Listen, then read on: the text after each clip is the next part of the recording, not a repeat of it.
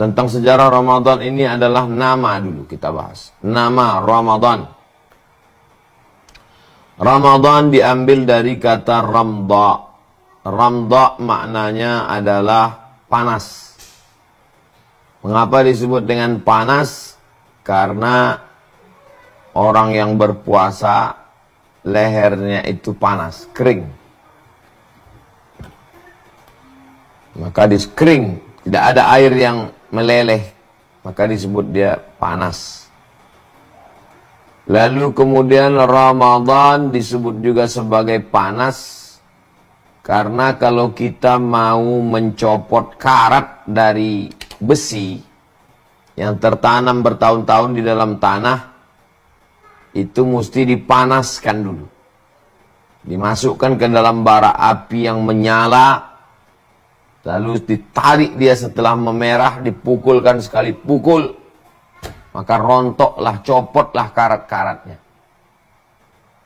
Nah, begitu juga dengan kita yang 11 bulan ini bergelimang dengan dosa, berkarat mata kita, berkarat telinga kita, hati kita, pikiran kita, kolbu kita, dipanaskan dengan panas Ramadan.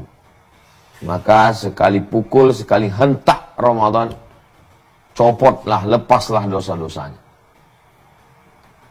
Lalu kemudian makna yang ketiga dari ramda adalah hujan yang turun di pergantian musim. Kita tahu di Arab itu ada 4 musim. Li'ilafi Quraisy ilafihim rihlatash syita'i was-shaif. Syita musim dingin, shaif musim panas. Ada 2 musim lagi, kharif musim gugur, rabi' musim bunga. Syita musim dingin, shaif musim panas, rabi' musim bunga, kharif musim gugur. Ketika musim panas, itu semua pohon-pohon kayu warnanya warna debu. Bunga-bunga tidak nampak mana yang merah, mana yang kuning, semuanya warna tanah, warna debu. Lalu ketika terjadi pergantian musim, ada air yang turun. Tapi turunnya tidak hujan lebat seperti di tempat kita. Turunnya dia hanya sekedar seperti siraman pada bunga saja. Itu disebut dengan ramda. Lalu hubungannya dengan Ramadan, kita yang selama 11 bulan ini mata kita berdebu, telinga kita berdebu, lisan kita berdebu dengan debu-debu dosa, maka datanglah ramda, hujan yang menyiraminya. Jangan sampai nggak kena hujan. Kalau ada daun yang tidak kena hujan, maka daunnya tetap berdebu setelah Ramadan berlalu. Jadi ini bukan sembarang nama. Ramadan diambil dari kata ramda. Ramda yang pertama, panas batang leher. Ramda yang kedua, panas melepaskan karat besi. Ramda yang ketiga, hujan di pergantian musim yang menghilangkan debu-debu yang menempel di daun dan bunga-bunga. Kalau ramda ini sudah berlalu, maka karat-karat copot. Kalau ramda ini sudah lewat, maka daun-daun kembali nampak hijau cerah, bunga-bunga pun memerah. Seperti bunga yang tumbuh baru. Nah, maka kaitannya dengan kita setelah keluar Ramadan, seperti makhluk-makhluk yang baru. Sebagaimana daun baru kembali menghijau, bunga kembali memerah cerah, merekah, indah dipandang mata dan harum semerbak. Yang sebelumnya kusam. Jadi makna nama-nama bulan di dalam Islam itu dalam sekali. Muharram, bulan yang dimuliakan. Lalu kemudian sekarang kita berada di bulan Rajab. Rajab artinya dari kata tarjib, ta'zim, bulan yang diagungkan. Ada 4 bulan yang diagungkan. Bulan Muharram, bulan Zulqa'dah, Zulhijjah, dan Rajab. Saya orangnya suka penasaran. Kira-kira Januari itu artinya apa ya? Januari itu nama patung yang kepalanya dua. Patung Januari kepalanya dua, satu ke depan, satu ke belakang. Maka diletakkan dia sebagai nama bulan pertama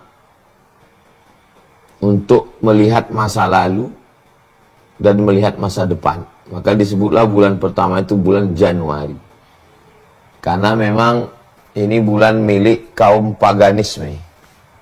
Pagan, penyembah berhala, penyembah patung. Dan salah satu patung Tuhan itu adalah Tuhan Januari. Yang kepalanya dua melihat masa depan dan masa lalu. Beda dengan bulan-bulan Muharram, bulan-bulan Qamariyah, bulan-bulan Hijriyah, dia memiliki makna-makna spiritual, makna keagamaan, makna syariat Islam. Ini tentang Ramadan. Lalu kemudian sebelum syariat bulan puasa diturunkan, Nabi Muhammad SAW memang memilih bulan Ramadan ini untuk berkhalwah. Khalwah artinya sunyi. Di tengah hiruk pikuk kota Makkah, kota bisnis, yang datang dari negeri Syam atas ke Makkah, yang datang dari Yaman ke Makkah, yang datang dari Irak ke Makkah. Berkumpullah semua peradaban di Makkah. Pasar-pasar, perbudakan, ekonomi, khamar, judi, termasuk juga spiritual karena mereka tetap tawaf dan sa'i, berkumpul semua di Makkah.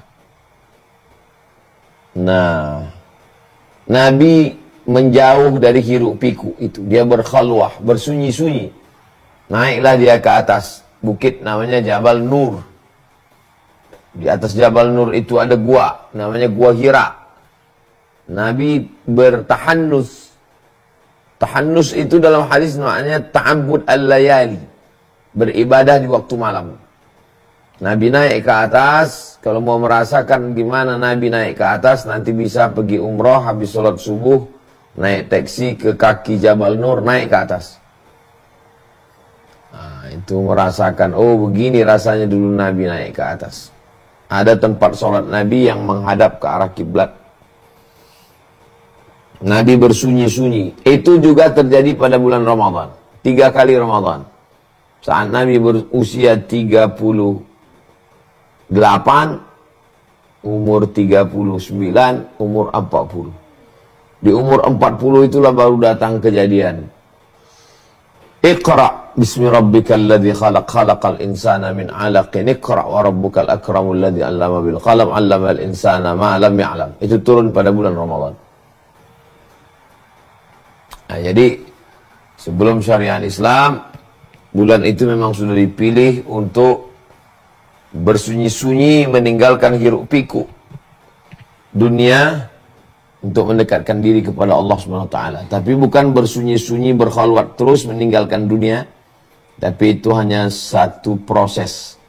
Nanti setelah wahyu datang, dapat, Nabi tetap turun ke bawah, berinteraksi sosial, bergabung dengan masyarakat, amar ma'ruf nahi munkar. Jadi jangan gara-gara cerita Ramadan ini lalu jamaah pergi ke hutan, pergi ke gunung, bersemedi, nggak keluar-keluar. Itu bukan ajaran Islam. Ajaran Islam itu mengenal ada namanya khalwah, tapi itu dalam proses. Setelah penemuan, maka dia tetap berinteraksi dengan orang banyak.